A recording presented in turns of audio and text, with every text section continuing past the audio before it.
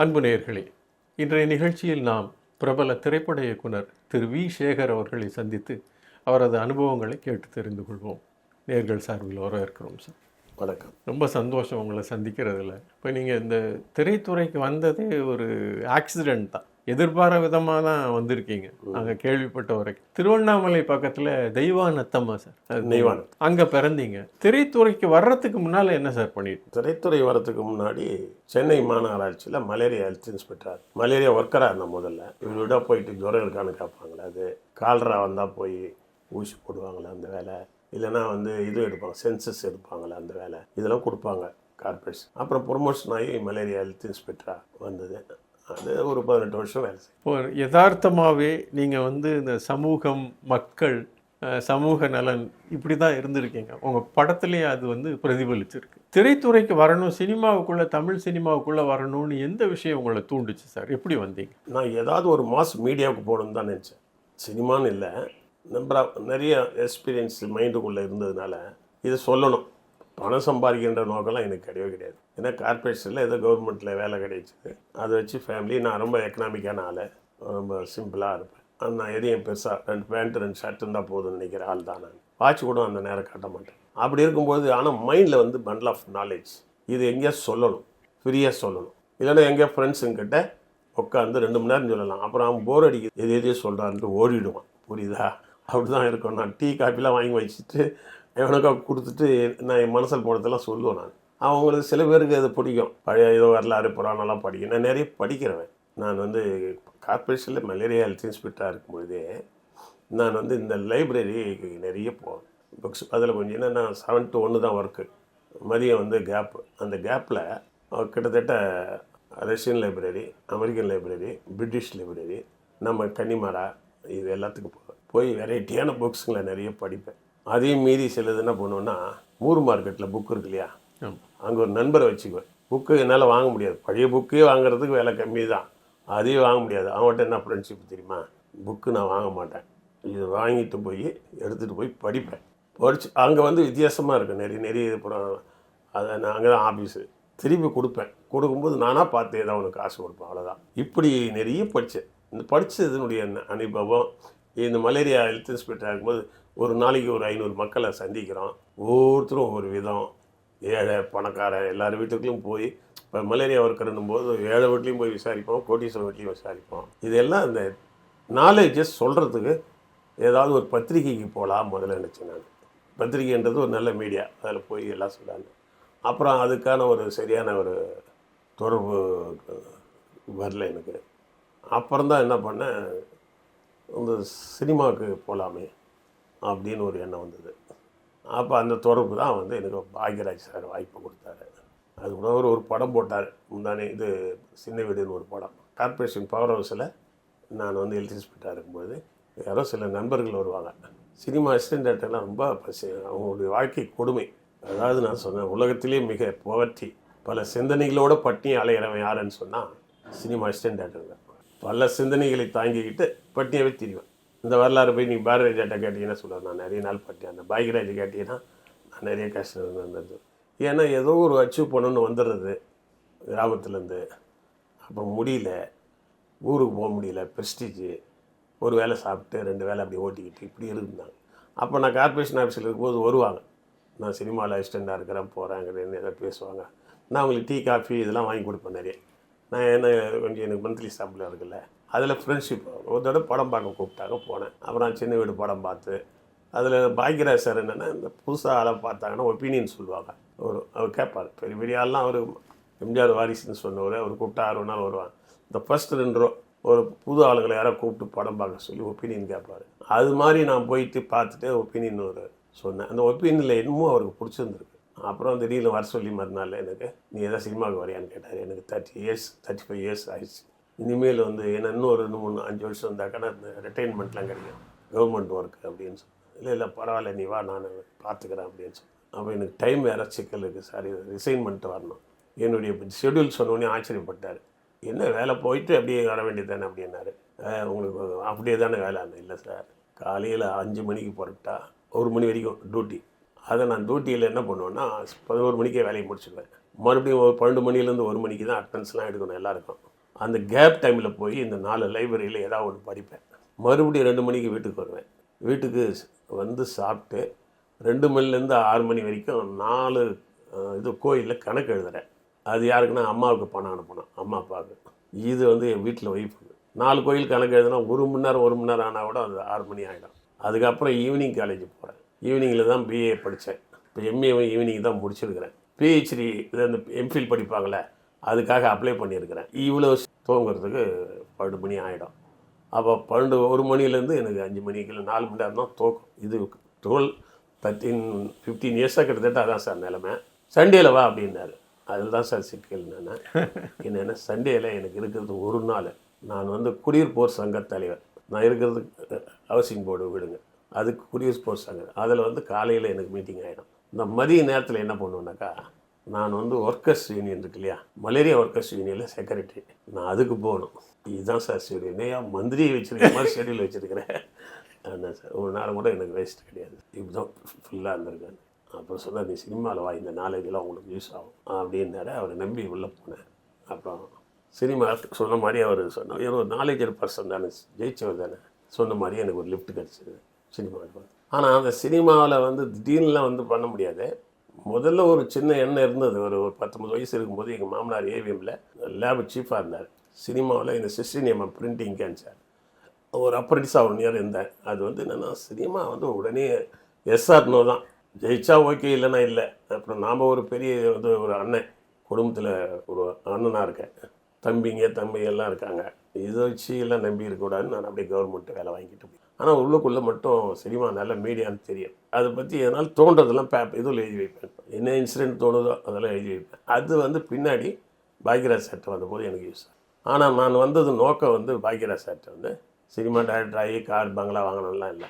என் மனசில் இருக்கிற எண்ணங்களை சொல்லணும். இதுக்கெல்லாம் தாண்டி நான் வந்து கம்யூனிஸ்ட் மெம்பர். நான் இதெல்லாம் வேறு கம்யூனிஸ்ட் இயக்கங்களில் நல்லக்கண்ணு சங்கரையெல்லாம் எங்கள் வீட்டுக்கு வருவாங்க, கம்யூனிஸ்ட் மெம்பர். ஏன் கம்யூனிஸ்ட் ஆனேன்னா, நாங்கள் காங்கிரஸ் ஃபேமிலி.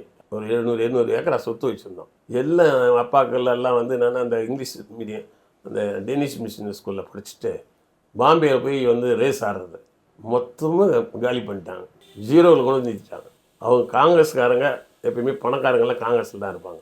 நீ காங்கிரஸில் இருந்துங்க, நீ எப்படியாவது போங்க அவனுக்கு கெட்டுன்னு வந்து நான் சென்னைக்கு வந்த பிறகு, நாங்கள் இந்த மலேரியா ஒர்க்கராக உள்ள சேர்ந்த பிறகு மலேரியா யூனியன் ஒன்று ஸ்டார்ட் பண்ணும்போது எனக்கு கம்யூனிஸ்ட்டுகள் வந்து, ஏன்னா ஒரு 5 வருஷம் இருந்தவொடனே கார்பரேஷனில் என்ன பண்ணிட்டாங்கன்னா, இது டெம்பரரி ஒர்க்குன்னு சொல்லி யூஸ் பண்ணிட்டாங்க.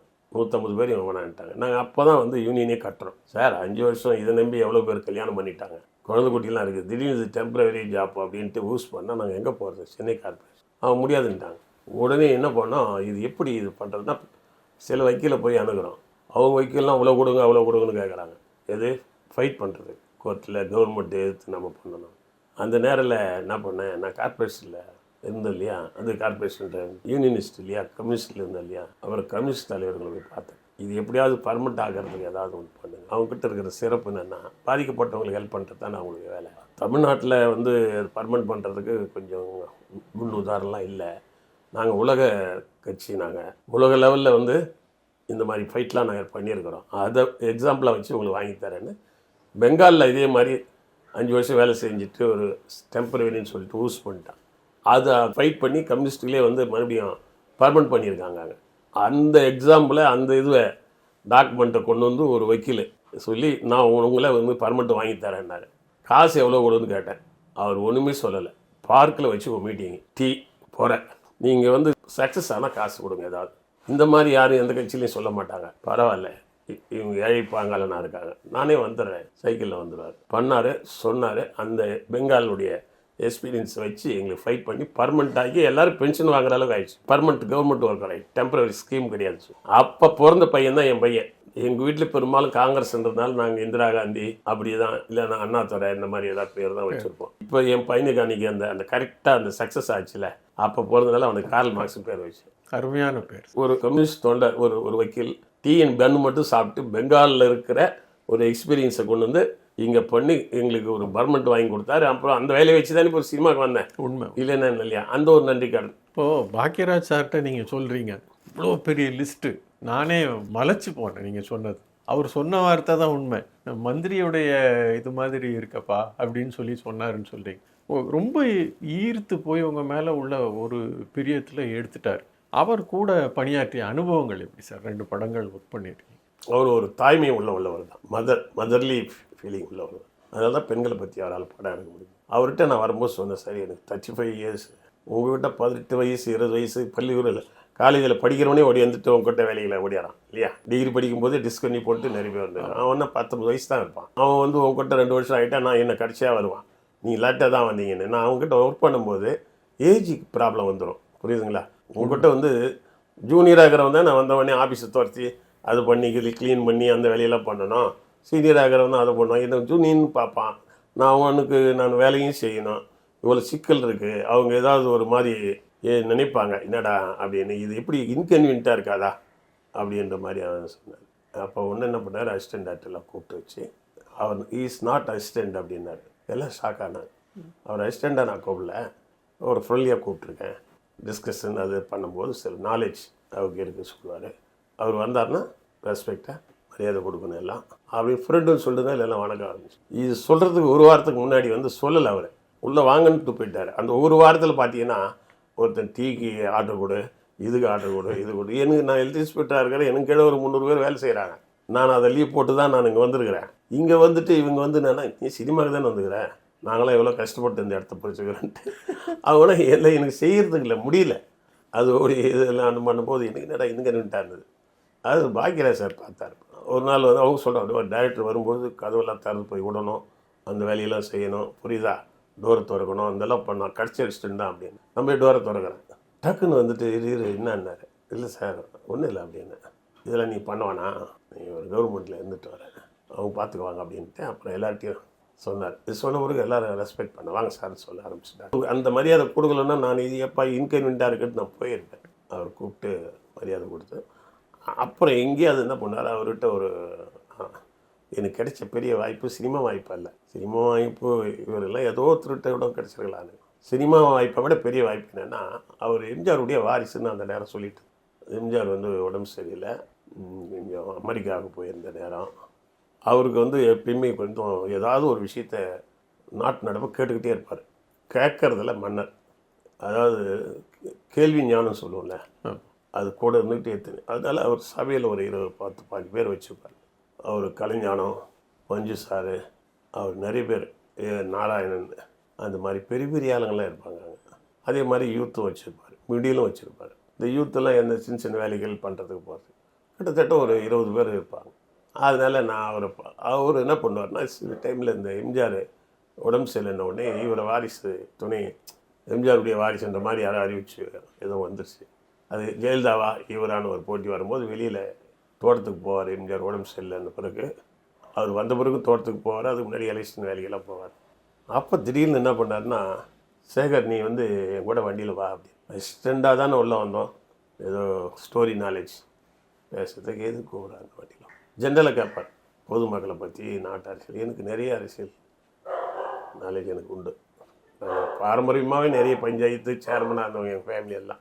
இன்னும் கேட்டால் வெள்ளக்காரன் பேரிலேயே ஆனரி ஜூரியாக இருந்தவர் எங்கள் தாத்தா. எங்களுக்கு அரசியல் பாரம்பரியம் தான் நிறைய அரசியல் படிப்பேன் நான். அது பொது உடைமை இயக்கத்தில் வேறு இருக்கிறேன். அதனால் ஜென்ரலாக நாட்டு நடப்பை பற்றி பேசுவேன் நான், நிறைய படிப்பேன்ல. அதனால் நீ வா அப்படின்வார். ஒவ்வொரு கூட்டத்துக்கு போகும்போது ஒரு பேசுகிறதுக்கு சில ப்ரொஃபஷன் பண்ணுவோம். அது பேசி அப்படியே இந்த மீட்டிங்கில் என்ன பேசலாம், அந்த மீட்டிங்கில் என்ன பேசலாம், அந்த மீட்டிங்கில் இன்னும் கேட்டால் மீட்டிங் போனால் அவங்க ஒய்ஃப் கூட வருவாங்க, அவங்க பின் வண்டியில் வருவாங்க. இவர் கூட உட்காந்து என்ன ஈக்குவலாக அது ஜென்ரலாக அந்த ஒரு போகிற ட்ராவலில் எந்த மீட்டிங் பேசலாம் போகலான்னு பேசுவார். அப்போ பேசிகிட்டே வரும்போது நிறைய சொல்லுவேன் நான், நிறைய நாலேஜெல்லாம் இருக்குது சார், ஆனால் நீங்கள் அரசியல் வரதில்ல எனக்கு உடன்பாடு இல்லை. இல்லையே தானாக வருதே, வாரிசுன்றாங்க, ஜெயலலிதாவான்றாங்க, எங்கன்றாங்க. இவங்க ஒரு பக்கம் ரசிகர் மன்றம் வேறு நிறைய இருக்குது. அதுக்கு வந்து என்னென்னா முழு நேரமாக இறங்கணும், ரிஸ்க் எடுக்கணும். அரசியலில் வந்து நிறைய பெரிய புகழும் இருக்குது, பெரிய ஆபத்து, உயிருக்கு ஆபத்தும் இருக்குது. வெட்டு குத்துலாம் கூட நடக்கும். தந்தையே மகனை கொலை பண்ணிட்டு மேலே வர்றது தான் அரசியல் இல்லையா? மகனையே கொண்டுட்டு தந்தை அரசியலுக்கு வர்றது தான் அரசியல். அதுக்கெல்லாம் நம்ம தயாராகணும் சார். இப்படி தான் இருக்கும். நீங்கள் வந்து கொஞ்சம் மைல்டான ஆள், நீங்கள் சினிமா தான் உங்களுக்கு பெட்ரு. ஸ்டுடியோ கட்டுங்க, அதை கட்டுங்க, பெருசாக பண்ணுங்க, தான் சக்ஸஸாக இருக்கீங்க. எல்லாம் வற்புறுத்துறாங்களேன்னாரு. அதில் எனக்கு அவரோட நீங்கள் வெளிப்படையாக அந்த கருத்தை சொன்னதுக்கு ஒன்றும் முகம் சுளிக்கலை, இல்லை அவர் ஏற்றுக்கிட்டார். ஜென்டில்மேன் சொல்கிறப்பா. ஆனால் வந்து எல்லாரும் வற்புறுத்துறாங்க. மிஸ்ஸஸ் எங்கள் ஒய்ஃப் கூட அவங்க ஜானகி அம்மாவுக்கு சொந்தக்கார், யார் பாக்கியராஜ் சாருடைய ஒய்ஃப். அவங்க ஜானகி அம்மா மூலிமா ஜெயலலிதாவுக்கு ஆப்போசிட்டாக ஒன்று கட்டுறாங்க. அது அப்படி தெரியுது, அது புஷ் பண்ணுறாங்க எல்லான்னு. சரி சார், அது நான் ஒன்றும் சொல்ல முடியாது, அது உங்கள் விருப்பம்ட்டேன். கட்சி கூட ஆரம்பித்து அப்புறம் குடியடி ஏற்றினாங்க, போனாங்க, எல்லாம் இருந்தாங்க. அப்புறம் அது 5 பேர் கொண்ட ஒரு தலைமை குழுவெல்லாம் போட்டார். அதில் கூட என்னை போட்டிருந்தார். நான் அசிஸ்டன்ட் டேரக்டர்னு நினைக்கலையா, நீ ஃப்ரெண்டாக? இல்லை சார், அது எனக்கு என்னென்னா 2-3 பெரிய தலைவர் தவிர காந்தி, கார்ல் மார்க்ஸு, பெரியார் இந்த மாதிரி ஆளு தான் நான் கொஞ்சம் அதிகமாக படிப்பேன். அதுக்கு கீழவே நான் அதிகமாக படிக்க மாட்டேன், அவ்வளோ டீப்பாக போவேன் நான். ஏன்னா இது வந்து இப்போ இந்த காலகட்டத்தில் ஒரு புது தத்துவத்தை உள்ள வச்சு முழுசாக இறங்கி போகிறான்னா தான் ஜெயிக்க முடியும். இல்லைன்னா உங்களை வச்சு நிறைய சம்பாதிச்சுடுவாங்க, உங்களை வந்து ரோட்டில் விட்டு போயிடுவாங்க இல்லையா அப்படின்னு. ஏன் எம்ஜிஆர்லாம் வரலையா, அது வரலையா அப்படின்னாரு. நான் ஒரு உதாரணம் சொன்னேன்.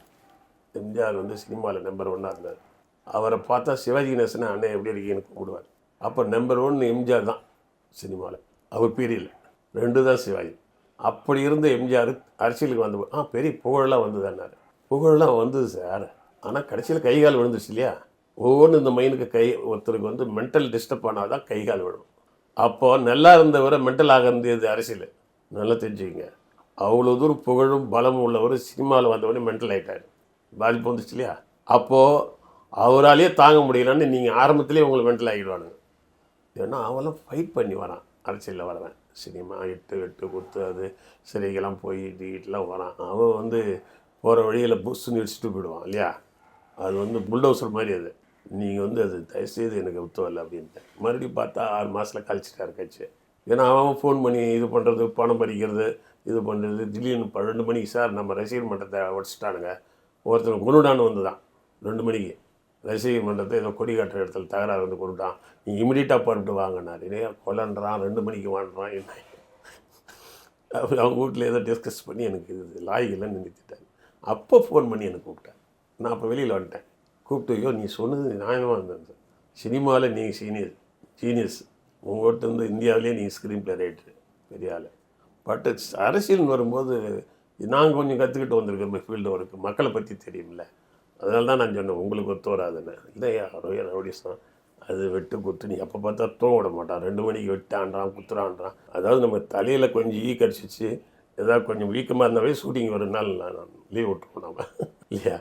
அது இப்படி இருக்குது அப்படின்னாரு. கரெக்டுங்க, அப்படித்தான் அவர்கிட்ட, அதாவது ஒரு நல்ல ஒரு ஃப்ரெண்ட்லியாக அணுகுனதுனால நான் அவர்கிட்ட பேச முடியுது. எதை சொன்னாலும் வந்து கேட்குறேன்.